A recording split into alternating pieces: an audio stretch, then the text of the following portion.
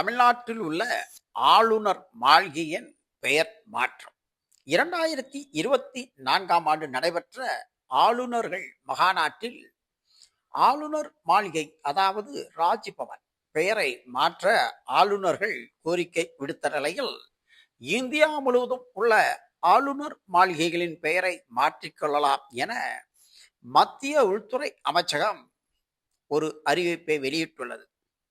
எனவே லோக் பவன், லோக் நிவாஸ் என்று அழைக்கப்படும்.